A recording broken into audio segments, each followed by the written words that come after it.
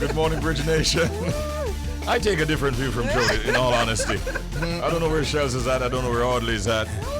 But I think that if you're going to be out there and say carnival jumping and carrying on, and you know that you are, like a man, although you're dressed like a woman, then you gotta be careful because now people are going to be ending up winding up on you. And it turns out that they thought they were dancing with a woman. It turns out you're a man. It's a little unfair. I don't know. I beg to differ, but okay. So first of all, you're I don't taking a just softer like position now that we're on air. Now that you're on here, let me see what you got to say on this. Listen, man. First of all, you're a cameraman. You're supposed to be doing your job. Why are you running up on people with camera in hand? Exactly. And one of the things I hate when I go out is just somebody randomly coming behind me to dance. I don't like that. I don't like it personally. So you see somebody never sure, and I'm looking from the side, and me already see something off. Are you a man and this is something off? Come on, man. No. It's boy, I tell you. You have to pay attention. Would you say that it's sometimes difficult to tell? Yeah, well. Here in Jamaica? Yeah, like you're in a crowded situation. I don't think it's difficult to tell here in Jamaica. What more I want to know is the youth approach two of them are youth though. But like the cameraman approached the dancer. Him run up on the dancer. The dancer run up on him. Look here, me know when me watch a video too. He so ran up on the dancer. The person was dancing in a crowded situation, in a crowded setting. Yeah, right. The person was dancing. And him running because he thought it was a female. Actually look like a female in terms of how they're dressed. He just have on a tights and the gyrations would look more feminine. More a little bit feminine.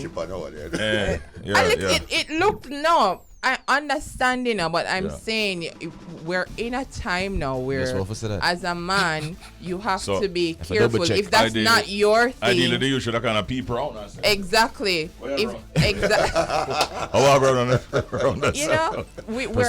that time right now where, come on now, this is the situation. You're a man, that's not your thing. Make sure it's on a carnival. Come on now, man. You have to be careful. So sorry to you, sir, but I just, one of them things there. One scarred. Jano, that can be easily cleared up, though. I mean, I suspect. Not in these streets. Especially if for persons who know. Yeah, who understand. The streets will never forget. But we'll not forget. But true. We got it on camera. Oh, my God. Have I said good morning? No, I haven't. I said good morning. Oh, yes. Good morning, Bridge Nation. Bridge Nation, did they? Good morning. Sorry. Morning. Were the microphones on? Oh, wow. Morning, Bridge Nation. Good morning, Bridge Nation. Morning, Bridge Nation. Yeah, we're in the building, you can tell by now, and we're going all the way until 10 o'clock. This is Up and Go. My name is Richie B, and the team, you heard them, and we're going to make sure that we represent with you in mind. Romy's across the glass, out of his seat already, and the music is just starting. Can you imagine? That's right, and it's time now for WTF, and that is what? The fact. Now, here on Bridge Nation, there's only one human organ that naturally regenerates. Now, of all the organs in the human body, the liver is the only one that can regenerate on its own. As researcher Richard Bowen explains, the liver has a remarkable capacity to regenerate after injury and to adjust its size to match its host. Now, within a week after partial hepatectomy, which in typical experimental settings entails surgical removal of 2/3 of the liver, hepatic mass is back essentially to what it was prior to surgery. So, take care of your liver. Yeah, definitely. Ladies and gents. That's a fact. We need it. Yeah, we definitely do. And don't damage it, but if it does get damaged, don't worry. It can, in fact, regenerate. It regenerates. Yeah. Not as startling a fact as some of the others that we've had, because this is one that I've actually heard before. Yeah, but that's a fact, ladies and gentlemen. Those are the kinds of information that we share with you at 6:25 in What the Fact? WTF. That's right. It's time now for Update. Updates. That's right. All right, so Chris Breezy defends raunchy photos with female fans at his meet and greet. That's right. So Chris Brown has finally been speaking up more about photos for his meet and greet that has been shared online by fans, of course. You know, you take a picture with Breezy, I go post. Yeah, I remember that. Ooh. The singer reportedly is charging $1,000 US dollars Yeah. for each meet and greet as part of his VIP package experience for fans at his event. Over the weekend, Chris Brown was in Connecticut where he posed with fans, and may I tell you, so the photos them, child. But some persons are being negative about the photos. First of all, they're like, $1,000 to take a photo with you, right. And then they're like, why are you posing like that? And I'm like, hello, if you pay me $1,000 US dollar, I might just pose like one of those ladies. I never saw the new ones. But Really? I never saw the Connecticut leg of the post, but I've been seeing them. I might just jump. And the ladies, them get close to Chris, man. Really close. Yeah, the ladies to Chris. get really close to Some Chris. ladies, you know, the position. Hugging them up and all these things. Yeah. Some Scantily clad or? No, man, them are man close. You know, them are man okay. close. Not But that them bad. just like. So So it's really the poses that make it kind of raunchy? Yes. Yeah, everybody want to look like a woman. Yes. Oh. They know them pose there. You know them pose. Yeah, but you mentioned people, scrutinizing the whole cast. There are people who say, because you have male fans of Breezy who can't pose like the ladies, of course. Exactly. So you have some men who just pose, simple Yeah, fold like, them on next them arm. bridging. And people that say, oh, so you spend $1,000 just to fold your arms next to Chris Brown, like, what you want the man to jump on the man? Wait, exactly. Is it- So, jump out, hug him up. I don't know what is it. This is I interesting. think, so Chris was like, I have the coolest fans on Exactly. the planet. I appreciate them. These are memories that will last with them forever, unlike most of the lame artists that won't make eye contact with the people who made it possible to even have a career. I only exist because these fans saw something in me I never thought was possible. So I'm going to go all out for my fans. That's what he said. All out to get $1,000. Yeah. To be fair, still, there was an instance, Richie, where Kevin Hart and Fabulous crashed one of the photo sessions. Yeah. So you can imagine for $1,000 they get a picture with both Chris and Kevin Hart. Exactly. That's like a big deal. Yeah, so it's A a lot lot of of money artists are still. doing that? You saying, Jody? No. A lot of artists are doing that? No, Well, not for that price. Not for that price. I think that's the difference. That's a small amount. Yeah, man. Chris, a little bit of money that. I tell you, you have VIP set up where you better me just go to the concert and that's it. Yeah. And take 2 pictures from afar. But yeah, like the VIP package, it's a little bit more expensive, but this is cheaper and more And the affordable. fans now complain. So And the fans move not, right along. listen, obviously them have $1,000 to spend to take a picture with. I took all about good. 30 at Reggae Sumfest. Didn't get $1. If we're Should gonna have thought negotiate about that. Oh, you can roll back the tape. If we're gonna negotiate Thought down there, about Richie. that. But kudos to Chris and his if I got the opportunity to take a photo with Chris, I don't know if I'd be that raunchy. I don't. But I'll be hugging on him. But would you pay $1,000? No, I'm not paying $1,000. me and Jamaica, me find a way. He should pay you, actually. Exactly. Me find a way. Me and Jamaican. Me find a way for Yeah. take a picture. of Breezy. Exactly. We're gonna It's take all a good. selfie with you, whether or not you like it. Yes. Let Mosque call him. Exactly. We got links. But yes. Well, so enough talent come from Spain town, no, Spanish town. True. But one of their many talents, Governor, shares that he has rich dreams for Spanish Town. Now, as Jamaica prepares to celebrate the Diamond Jubilee, marking 60 years of independence, Jamaicans are reflecting on the history of the nation and look towards the future. Now, following his World Vibes performance at Dream Weekend, dancehall artist Governor shared his hopes and dreams for Spanish Town, which was the capital of Jamaica until 1872. He said, "If me I go be honest with, me would want to see everybody in a Spanish Town rich. I wish everybody could just go see the world and enjoy life and live as one. We don't want to see every youth in a Spanish town just fulfill them true potential, them real potential." Now, formerly known as Diablo, Governor, whose given name is Romeo Nelson, has always represented for the St. Catherine capital through his music and performances. He's among a host of prominent artists such as Coffee, Skeng, and Chronix, who all hail from the area. Now, he also went on to say Spanish Town has so many truly talented individuals, so much loving individuals, and over the years a bad picture has been painted about Spanish Town, and really that's not it. There is way more than just crime and violence, and he added that he wants to see the island on a whole on a whole just grow from strength to strength. He said when you look at the map, Jamaica is really just a dot on the map. But out in the world, it's almost like a continent by itself. That is how wide the impact of Jamaica spread. Whether it's music or sports, whatever it is, it's just great. So I just want to see a better Jamaica year to year, he explained. Yeah, So I agree with that. Positive thoughts. Yes. well, Govey, it's a one thing for say it, but I want to know how we can implement that, my G. But I know Governor I do what he can do. Yeah. And I know artists like Coffee, Chronics, everybody try to do something. Realistically, we all can't be rich, but what we can Yeah. do is live comfortably. Yeah, man. That's what I believe that. Yeah. That not everybody are gonna be a millionaire, but can we at least live I think Jojo, comfortably enough? You know. I think it just starts with an opportunity, and the Yeah. youth them from Spanish Town and all over Jamaica just learn to embrace opportunity. No Yeah. matter what it is, just learn to be the best at it, and you'll be And surprised. Be prepared. Yeah. Be prepared to work. That one of the major issues I have is younger folks thinking that it's just going to come like that. Yep. You gotta work, man. That's right. Put in the Absolutely. work. No matter how you chop the line. Wow. So we have a story on Rick Ross, the boss. Oh, my dear. Yeah, Rick Ross is actually hanging out in London, in the UK. He has been spotted out with UK's brunch host Amel Rashidi, and he's been seen with the Black Bottle Boys, DJ Jonesy, and XO Man.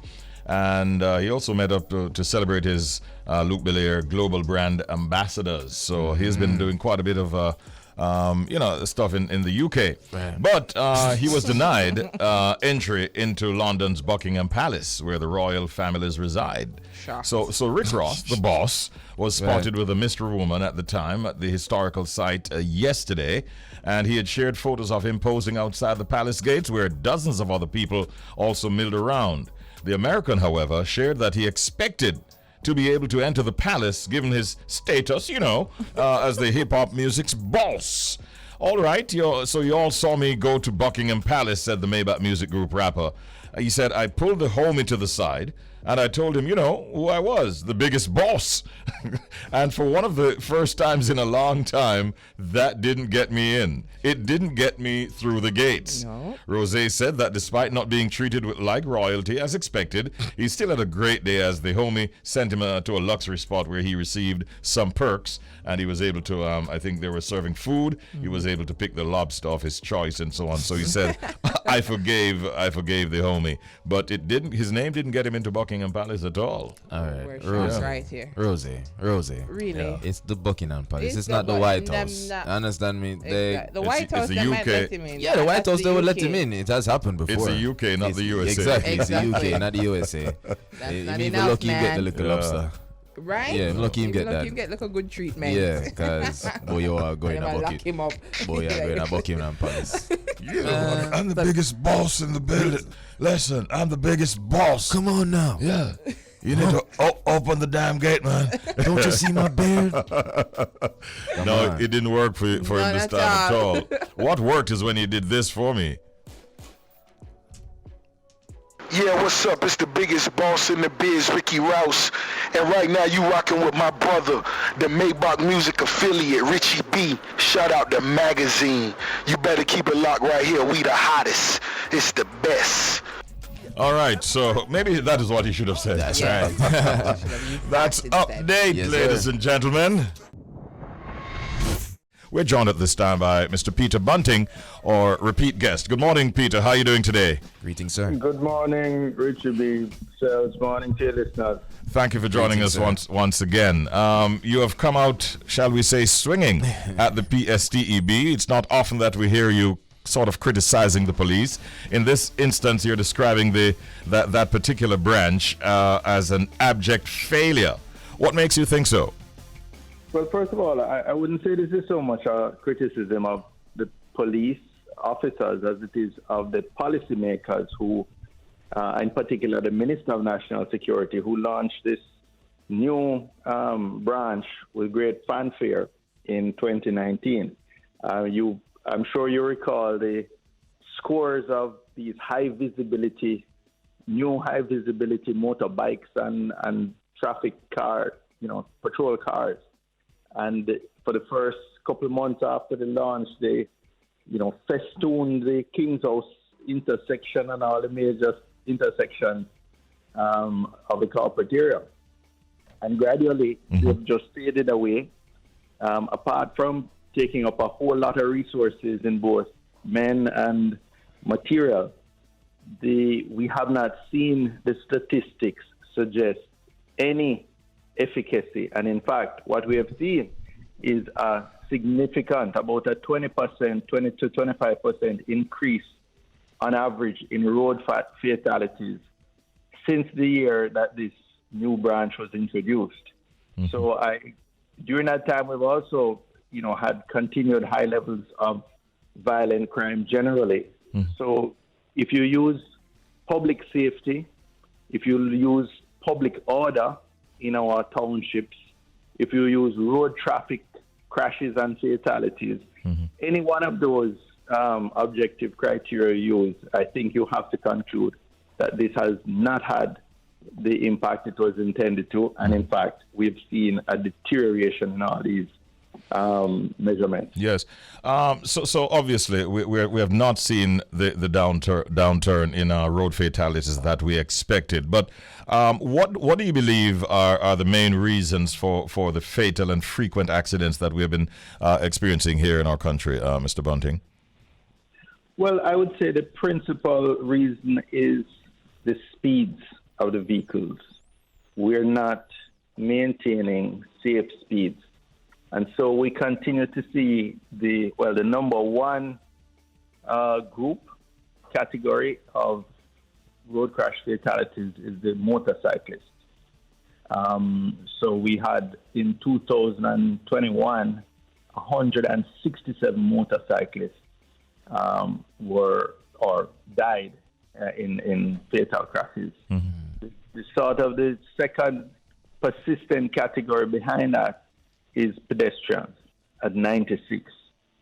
Now, what most people don't know is that the transfer of kinetic energy from a vehicle to the human is, generally speaking, what kills the victim. It's not necessarily that their head gets smashed in or something runs through them or some other, their head goes through the windshield.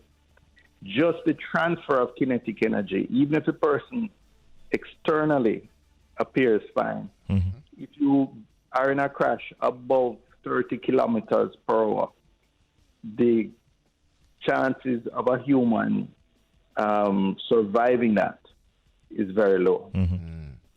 So safer speeds is one of the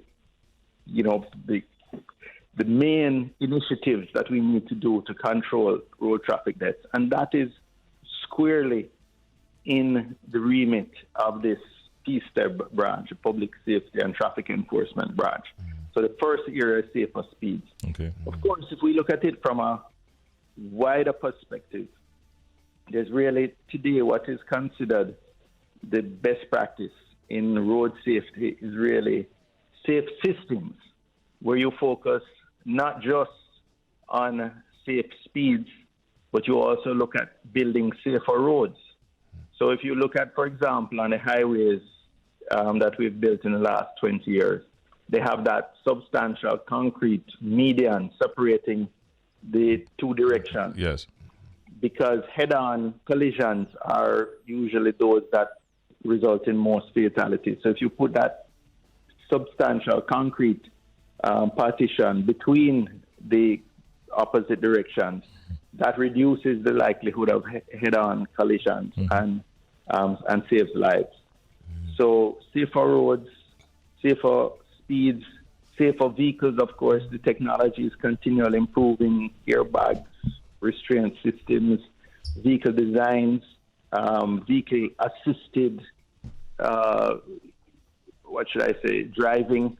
So there's so much technology that they're putting in vehicles now to help the driver avoid accidents.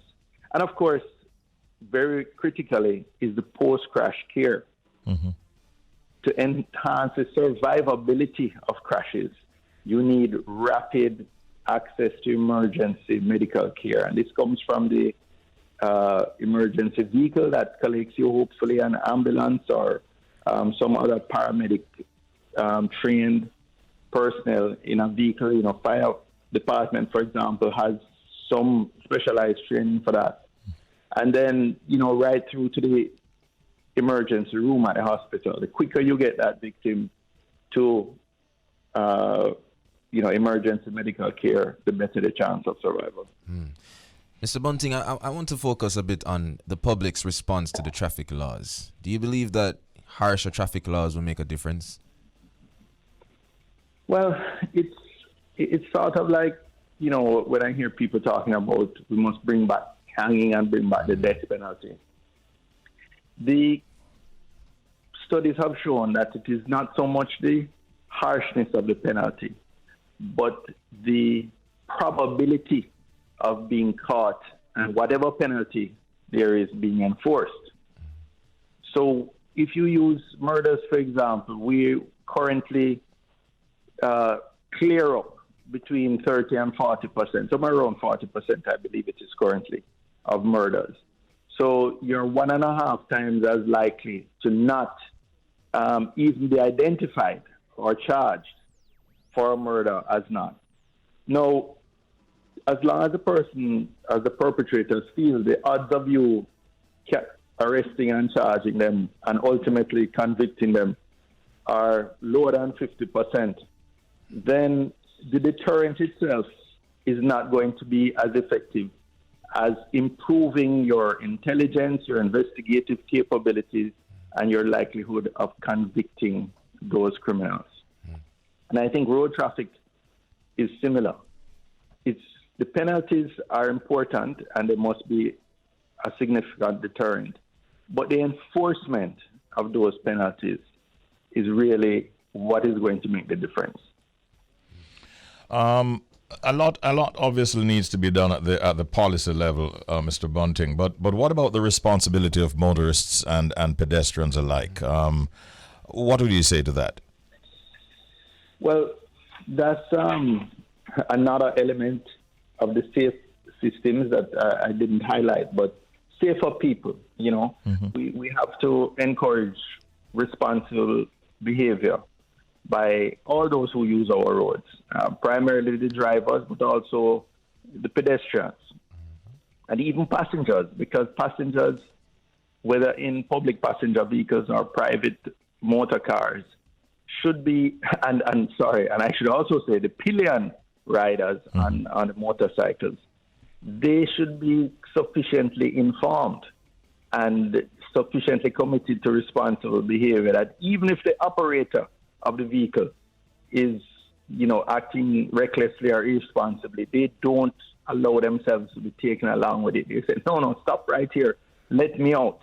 Don't encourage those taxi drivers, for example, or bus drivers who may have a reputation of, doing whatever it takes to get there first. Don't encourage that type of behavior. So safer people are an important part of the safe systems, whether they be the pedestrians, the drivers, or the passengers. All right. Just before you go, Mr. Bunting, I think we want to ask you one more question, and that has to do now with any word of advice, really, that you might want to share as it relates to the PSTEB going forward. What are you expecting of them? What do you think they should do starting now? Well, I think they really need a review of their whole setup since inception. They were started in 2019, rather. They were launched in 2019. We had formations to deal with road traffic before that. They were smaller and not resourced as PSTEB. Yet the figures for crashes, and in particular fatal crashes, were significantly lower. I think we need to go back and review what the plan had been initially and what went wrong. Because apart from a whole heap of PR at the launch and, as I said, a whole heap of new motorbikes and motor cars, high visibility, painted or the livery was what they call high visibility. Some people call it green, but technically I understand it's high visibility yellow. And apart from the PR around the launch, we've really been disappointed in the results that have come since that. And I don't think you can escape accountability. The minister said this was supposed to have a positive impact on our public order and in particular on our road safety. And both have deteriorated substantially since that time. So I think they have to go back to the drawing board and, rework this. Okay. They don't have to change the color of the vehicles and so on. You wouldn't go that far, would you? No, I leave that alone. All right, Peter. Thank you. It's always a pleasure having you on the program, and thanks again, and have a great day. You too. All right, Peter Bunting there, ladies and gentlemen. What's going on? What's going on this morning? What's going on? Well, right now, you are live. Live in Jamaica, live in the UK. Shells was doing so well with his accent. I thought he just have to lip sync the show to him. Just lip sync. Just look and see if you can imagine what I'm saying and just repeat it in a London accent. You know what I mean, mate? You know what I mean? He can handle a half an hour segment easily with the Cockney accent. You know what I mean? I tell you. Yeah. So what going on, Robo? I was about to say, I spoke to Yaxter backstage at Reggae Sunfest. I was going halfway through the interview, and the man broke out in a British accent. It was almost like Yaxter lived in London. And he said he's got family and friends, but his accent, I mean, he nailed it. There's some on point. Wow. And another person who's got a very strong British accent, when she just flips in a British accent, she sounds like somebody that grew up in the streets of North London. Is Grace Hamilton, Spice. Oh, Spice. I think Spice lived in the UK for a little while, though. Yeah, but the way they pick it up, man, they could easily pass for a British. I tell you, British. I tell you, I'm also hearing that Yax does goat. Does a very good take on it as well. Even when it go meh, it sounds like it has a British thing in it. Yeah, you remember he took the goat on stage. Yes. Yo, it's some crazy thing. Big up Jackson, big up Spice, hold done well at Sunfest. Let's not keep going about Sunfest and Richie B suit. But good morning, Jamaica. Good morning. I apologize for our late start for us. I was having a bit of sound difficulties, but I could hear actually everything that was going on in the show, and it sounds like you are up and go. You're on a vibe. Is it because it's getting close to the weekend, gentlemen? Well, that's a big part of it. We kind of turn it up a way usually on Friday's Eve. Friday Eve. Yeah.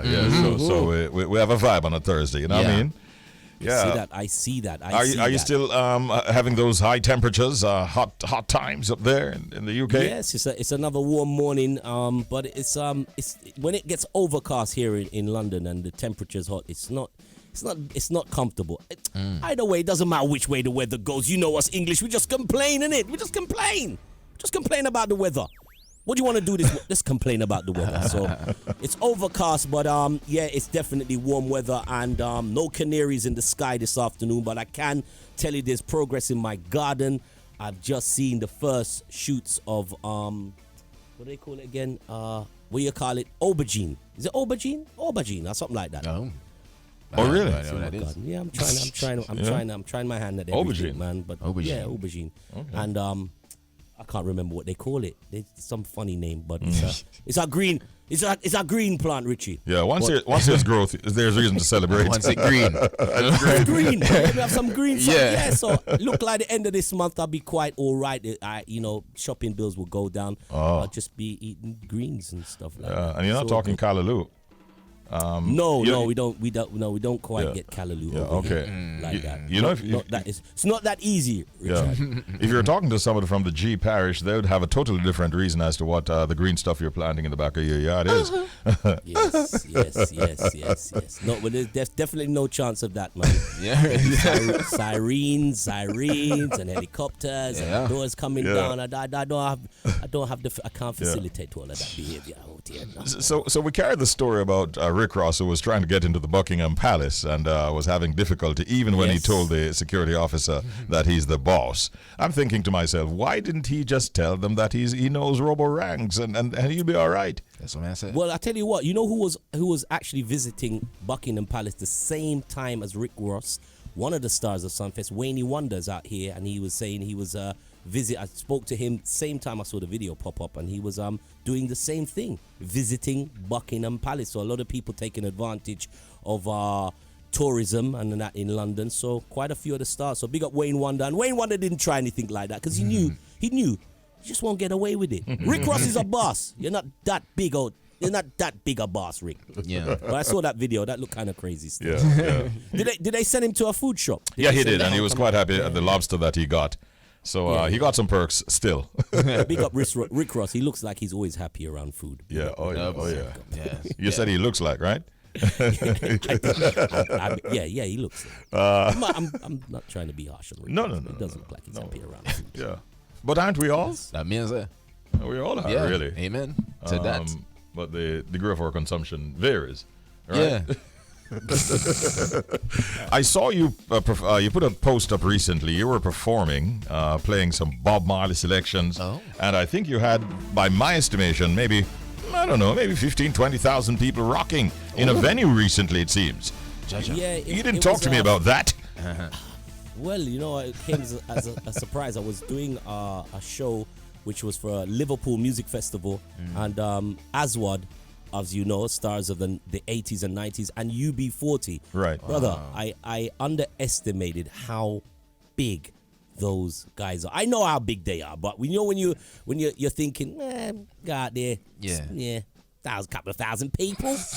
My God, it was like 10,000 people. So obviously, when you jump in front of a crowd like that, and a lot of them are locals from Liverpool and all that, you cannot go wrong. You drop a Bob Marley, it's like you're getting 4 column forward all around the building. It was crazy. It was a brilliant show. And I must say, they did say to me that they're coming to Jamaica, UB40, for next year's Sunfest. So have I let the cat out of the bag? So that'll be great. That's Ali awesome. Campbell, as much as we talk about great Jamaican artists, he's one of the finest reggae vocalists. This white gentleman from Birmingham.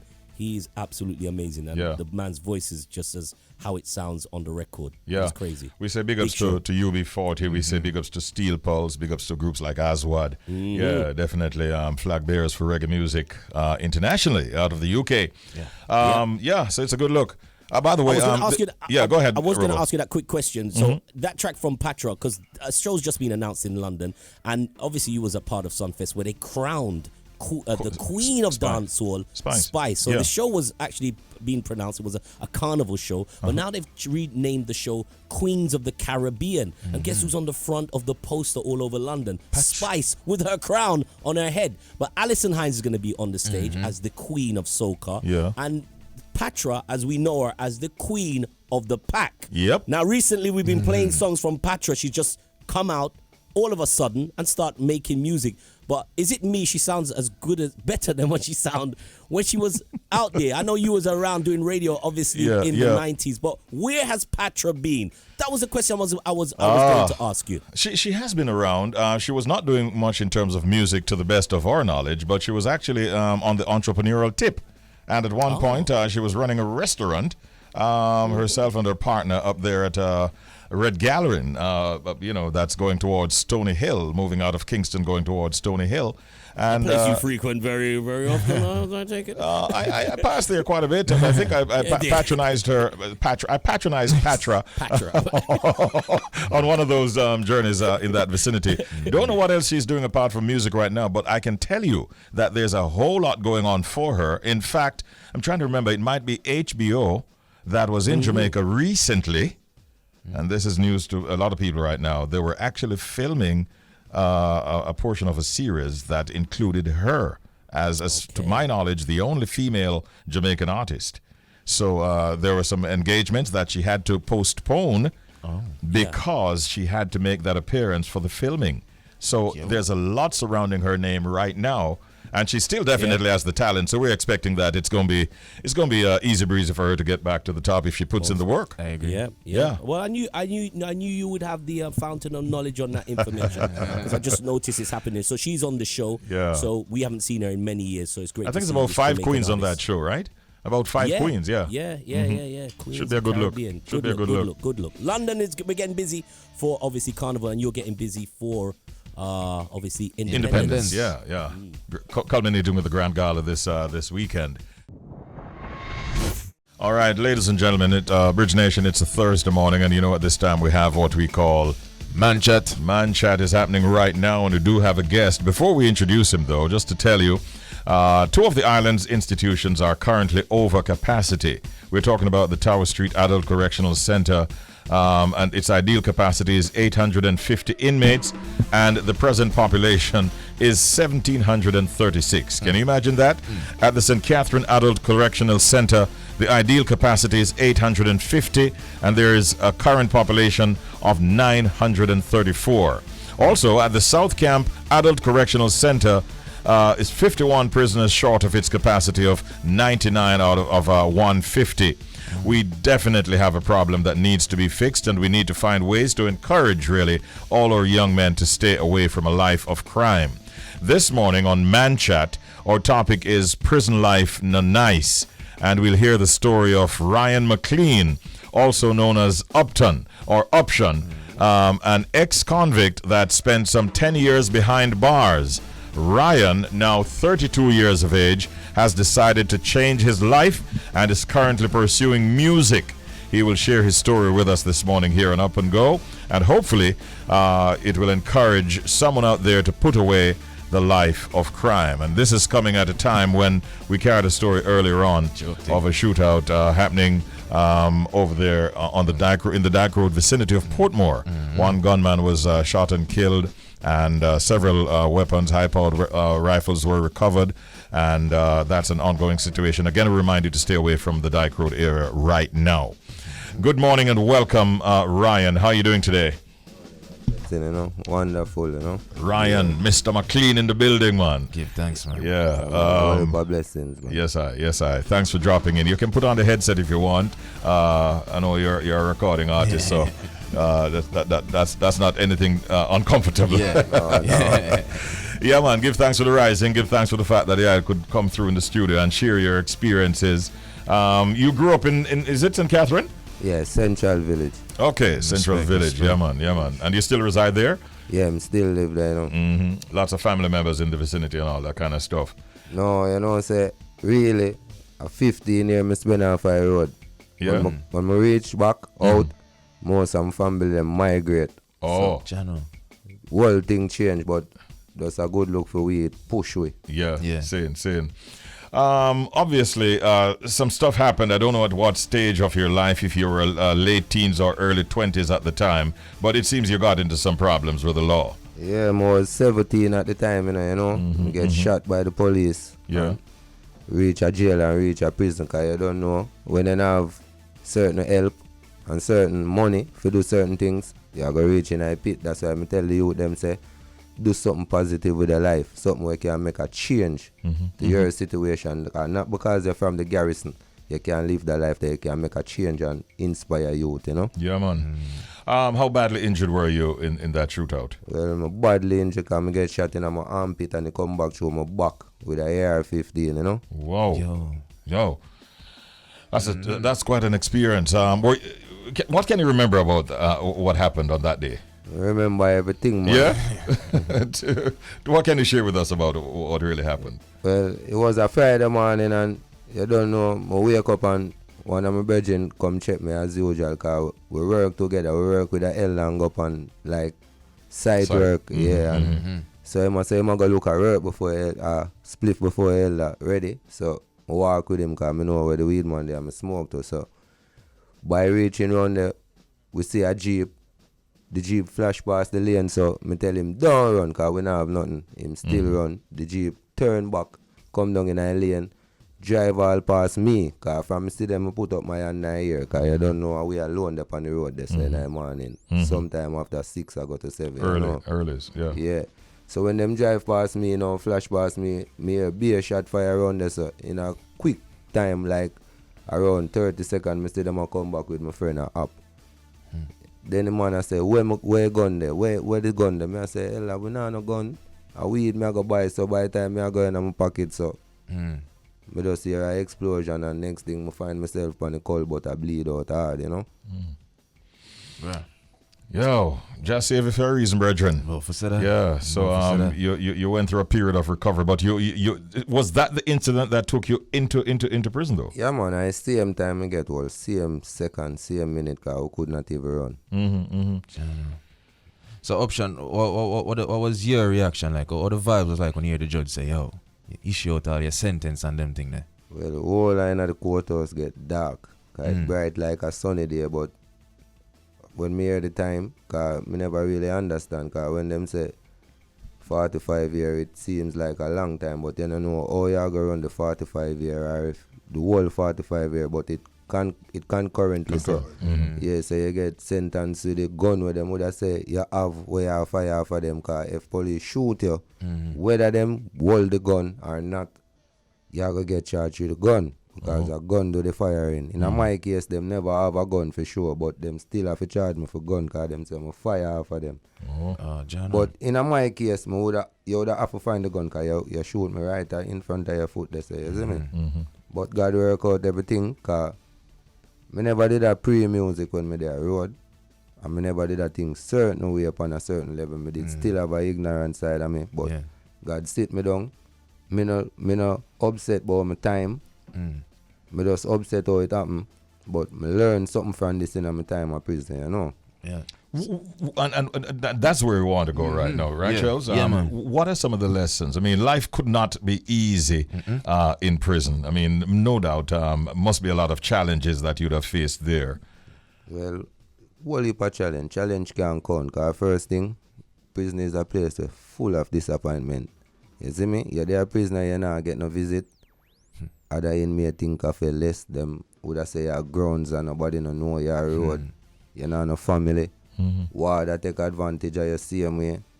You don't know you're a human being, you need hygiene stuff. So you need to you have to get a visit for have them type of thing there because really the government him issue out things like every month. A one inmate would get one tissue. You'd get like a half a Pepsi bottle of bleach, a half a Pepsi bottle of disinfectant, one bar soap, and like a cup of fab. I remember you wear clothes every day plus you eat. You have to wash your place. One cup of fab can't serve you for the month. One tissue can't serve you for the month. Them just issue like toothbrush and toothpaste. And no, you have to get them up on your visit. Okay, see. Or other inmate have to like help you, you know. Yeah. So, Mama understand, because you say your meds change option when you're there behind bars. What was that moment like? Or you just sit down and appreciate the situation and say, say, was music reach you first as a way out? No, mentally? I'm telling you what reached me first. Life itself, because I'm there in a prison and I see enough man now get no visit and him pray for kill a nation when he come back out the road. So things like that, me never want to reach me. Because I know nobody put me in a my situation. Maybe me or God himself put me there to learn. So you can't pray an individual who never help you because every one of them own a journey. So when I see things like that and hear things like that, it does motivate me to stay humble, you know. Wow. Your story is very interesting. And do you harbor any bitterness in terms of what you went through, especially like the shooting incident that you mentioned? You didn't even have a gun on you, but yet still it turned out that you went and did time. Do you still have a sense of bitterness inside of you, or have you put that behind you? Put that behind me, man, because right now, to tell you the truth, I come out and I get a daughter and her mother give me her friend, she had 3 months. Remember, I just come from prison. She don't know if me a serial killer, because I just meet her. Anyway, she give me the youth friend, she had 3, but that motivate me to a lot, you know. Because me alone, I take care of her since. Now she have 4, you know. So it's a good look and a good strength for me to help build me as a man, because I come off the road as a youngster, you know. Yeah. I want to allow ourselves and the Bridge Nation to hear something that was recorded by Option fairly recently. Yeah, man. I don't know which one of the songs you have a song from Option. You didn't take any of your songs here with us. Oh, I believe them this and it. Yeah. Okay. We actually don't have it, but we have songs on the internet still. All right, we'll go find something. We'll find something. I actually thought DJ had it, but we don't have it at our disposal right now. You can find 3D. You them can learn from the song. What I want to ask you is if you can touch a little line of it a cappella. With up on radio and everything nice and clean, and you know the thing go. But 3D is what it's called. Yeah. All right. So this is Option, ladies and gentlemen. He's an ex-convict who is now put away certain things from behind and is now focusing on music and positive music too. Shit. Hear this. Yeah. Have my daughter for feed so me can't fail. Prison no make for dogs so no go a jail. Me know you no want me see for me fame, but me know you no want me see me fail. Me not trust people. Shit. You don't trust people. I don't know, but they not the vibe. How many songs you actually have out so far? You know what I'm saying? We have around 35 songs from my Viva channel because I produce my own music. When we come out, nobody now give where I look, so we just start to own a label. What's it called? MHR Records. You know? MHR Records. Yeah. And you were saying that you have stuff on YouTube and all that, right? Yeah, man. What's the channel? Option Vivo. And Option is spelled O-P. No, U-P. Spell it for me. UPTION. All right. Option Music. Vivo. Okay. Yeah. So where do you want to go with the music? How far you want to take it? Well, the sky the limit, cause right now we have some good songs, you know, and we just try to teach you them in a positive way, cause we see everybody teach you them some negative way. When we are youth I grow up, our parents used to keep us from like obias, gatherings, or certain things, and we see a trend now, but we not follow. We just do what we know, cause we are come from a type of place, so we have to maintain that, you know. One of the things I want to get from you, and this will be of interest to all of us and all of the Bridge Nation, is just how you reintegrate in society, and does that come with its own set of challenges?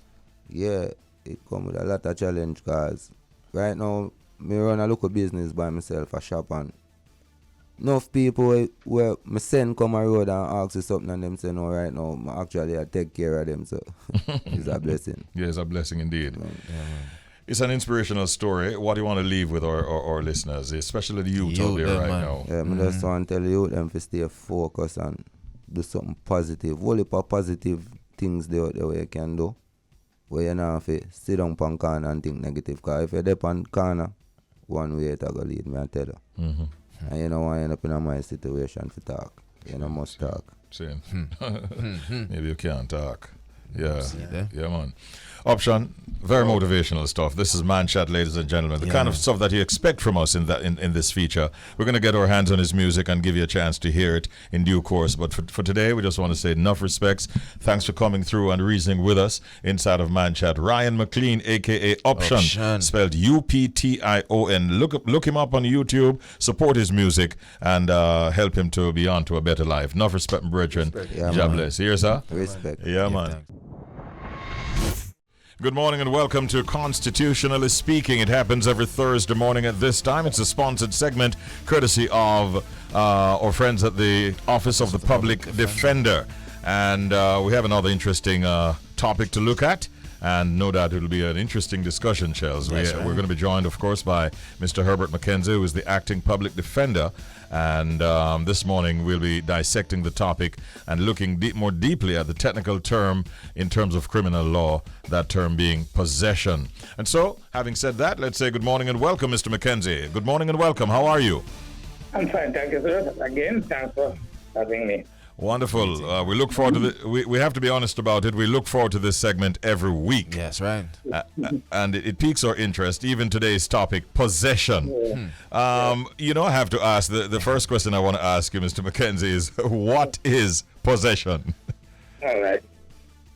Possession is both a simple term, as you and I know it, and in criminal law, it's a term of art. Possession is used to describe that which a person knowingly has or has control, dominion, and command over. So let me give an example. You are sitting in studio now. Your wallet is personally on you, and you know it's there in your back pocket. You have possession of it. Yes. Your car, which obviously can't be in studio with you, but you park outside the car park, clearly not in your pocket, you have possession of it. Because you exercise control and dominion over that. So your car registered 1234 AB is in the possession of Mr. Richard Burgess, even though you're probably about 100 meters away from it, upstairs or wherever, and it's outside, out of your eyesight. Got you. So you're in possession of it. I want to make the distinction, though, between possession and ownership. They're not one and the same. So, your car, for example, wherever it is, you own it. But you could own the car, but not be in possession of it. Suppose, for example, you were to loan that car out to your colleague in studio with you. He drives from where your studio is to the studio, say, if you have a studio in Montego Bay. Yes. You are still owner of that car, but you're not in possession of it. Your colleague now has possession of the car, exercising control and dominion over it, and is using it to drive to Montego Bay to, broadcast from a studio there or wherever. So there's a distinct difference between possession and ownership. Of course, they can coincide, because if you are driving on the road, you're sitting in the driver's seat of your car that you own, and you are stopped, you are in possession of a car which you own. They're not one and the same, so they can coincide. Right. And therein lies the technicality of the term of art in criminal law. No, you are about to ask another question, or you want me to go on? No, well, I was just about to interject on a humorous tip that I don't see anything about a husband and a wife in this in any of this explanation. It's interesting areas that point, Yes. Because in the good old days of the distant past, which we all want to forget, the wife used to be considered the possession of the husband. Okay then. Yeah, and one might argue with good force that the current Sex Offences Act has signs of that in it. Really? It says a husband can't be raped, a wife can't be raped by a husband unless certain conditions are satisfied. So may argue that those are hangovers from the long old days when the woman was deemed to be in possession of the man. Wow. But in contemporary things now, wives are not husband's possession. Okay. Modern world now, modern Jamaica, independent people and women are no longer property, just like we are no longer property of our old slave masters. Which is right. No, Mr. Mackenzie, no, yes, sorry, sir. apologies. No, I just want to know, going back to the topic of possession, are there different types of possession, as it relates to the context of the law? Yeah, there are different types. And let me just tell you them. Right. The law recognizes what is called actual possession and constructive possession. And let me tell you the difference. Now, actual possession is where the person actually has it. So the example I use first, you sitting down there and see the wallet in your back pocket. That wallet is your actual possession on you. You have it physically visible, and you know that you have it. It's in your pocket, in your waistband. That's actual possession. Now, constructive possession occurs where the thing is knowingly under your command, control, or dominion, but is not physically on your person. Or where you choose to turn a blind eye, or as the law said, deliberate blindness to the item. So, for example, I were to come into your car with a big AK-47, right? I decided to give you a ride and show down the big AK-47 right there on the front on the passenger side. But then I stop off 400 meters up the road and let you off, and you let the big AK-47 side there, and I'm going along with it.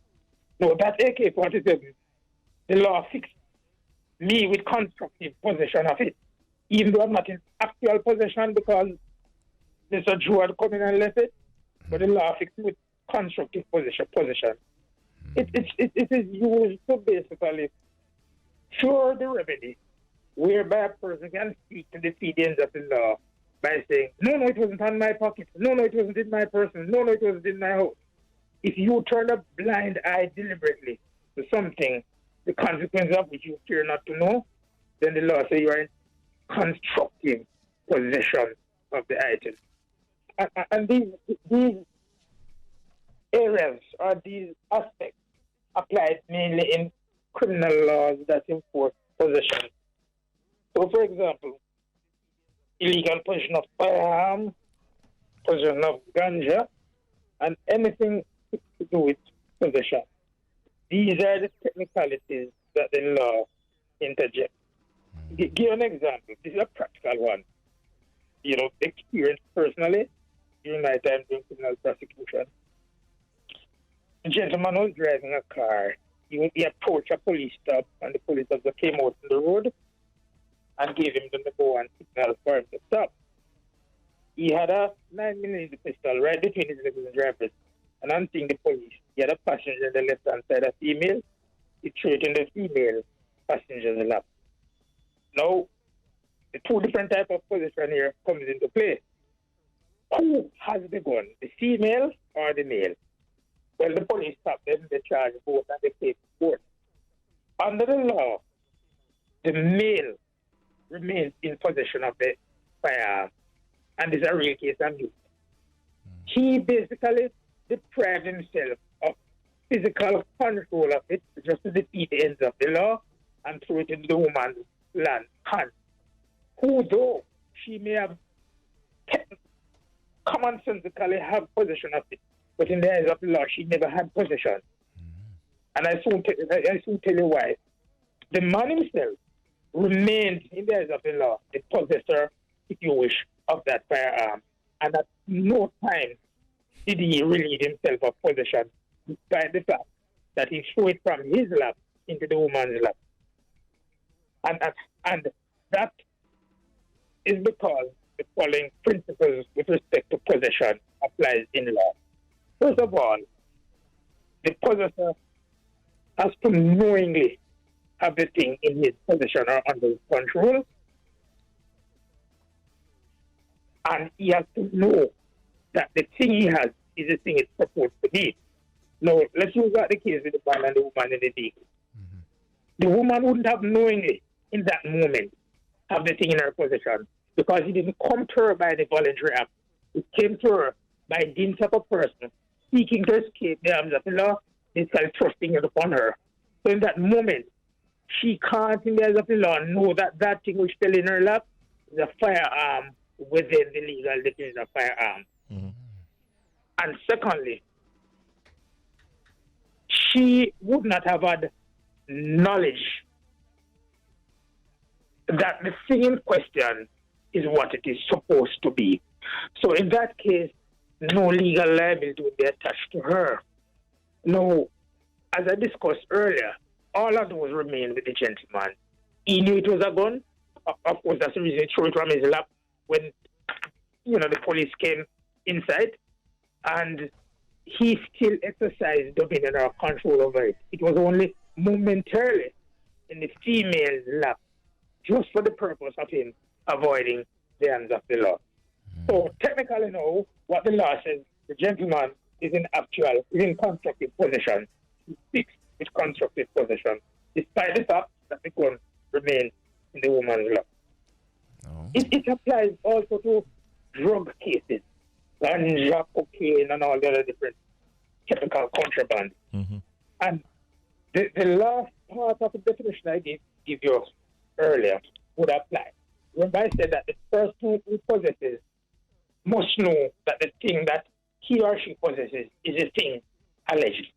So let's take, for example, that I were to have in my pocket a bag with white substance, and I say, oh, it's cocaine because I buy it from Mr. Burgess and I pay X amount of dollars, walking around digging up my chest that I've loaded cocaine, police stop. I believe it's cocaine, but when it turn out to be flour or so mixed with something else, I don't know that it's not cocaine. So I wouldn't be in possession of cocaine because I don't know it's not cocaine. Now with ganja, similar principle, but if I have it in my possession, I must know that it's ganja. I could have the truckload filled with callaloo. Somebody paid me to carry callaloo, and I'm carrying this callaloo. Forget the scent and all that nice. But in fact, it is actually ganja, but in my view, it's purely callaloo, and that's what I was contracted for, to transport a truckload of callaloo. When I'm stopped by the police, yes, forget all the strong scent and all the other aspects which could actually be implied against me. If I genuinely believe it's callaloo, it looks like callaloo, and there are no other reasons on the planet for me to believe it's anything other than callaloo, then I'm not in possession of ganja. Because like I said, one of the elements is that you must know that what you have is the thing you are alleged to have. Okay. You know, it's interesting that we're talking about this. Moments after we did an interview earlier than before this program started by an ex-convict who has turned his life around, but who basically said that he was shot by the police, I think in St. Catherine, and was charged for possession of a firearm, but he didn't have one on him, he says, and in fact, no gun was found, but he ended up doing somewhere in the region of 10 years. Yeah, so it's really interesting that we're talking about possession when somebody we spoke to someone who did time, although he did not have a gun in his possession, according to him. Yeah. That imports, Mr. Burgess, one unique aspect into possession of firearm, which does not necessarily the possession of danger or possession of anything else. Right. And it is this. If that man were to have fired at Mr. J, Mr. J got gunshot injury. Mr. J thought that that man was turning around his life was the firer. And that man who turned his life around after shooting Mr. J disappeared, as it's in Jamaica, take himself and go and deposit the firearm.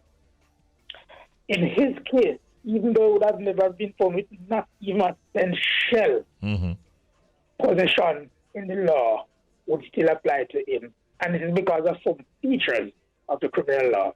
And it is the main one is this. If the person upon whom he fired got the gunshot injury, then the doctor can say upon his medical expertise that the injury to this person was gunshot injury. It has an injury wound in the upper shoulder, it traversed to the back and downwards and exited on the posterior deltoid. These are the big terms used for the muscle in the shoulder. That evidence is conclusive that the victim got a gunshot. It is common knowledge that guns are the ones that fire gunshots. And even though that goodly gentleman would never have been found with a firearm, Yes. under the doctrine of possession, when that is coupled with the criminal law and the law regarding firearm offenses and wounding, Yes. then possession would be visited upon him solidly and squarely like a dry mortar on a surface. Oh gosh. Wow. Well, hence. Because before you go, for gunshot injury, I just want to make this clear. For gunshot injury and gunshot wound, the recovery of the firearm is not a necessary ingredient. If you can prove the existence of the firearm otherwise, that by actual recovery, then the possession of firearm is something that can visit you and stay with you, stick on you, like a deodorant on your skin. And probably that is what reached the gentleman who had the exchange with. Wow. Well, I tell you, I've learned a lot, as I always do, Mr. McKenzie. We really want to thank you for spending time with us this morning and discussing the technical term possession as it relates to criminal law. Definitely learned a lot, and we thank you once again. Wish you a great day. Please give my regards to Arlene Harrison Henry when you speak with her next. And we look forward to catching up with you again next Thursday morning. Take care until that time. Thank you, sir. All the best to you and your colleagues and your listeners. Bye-bye. Much appreciated. That's Mr. Herbert McKenzie. He's the acting public defender, and he helped us out quite a bit, even as it relates to his comments the case of Ryan, who we spoke with earlier on this morning. The intricacies of the law is what we looked at, and we thank him once again. That was Constitutionally Speaking, a sponsored segment courtesy of the Office of the Public Defender.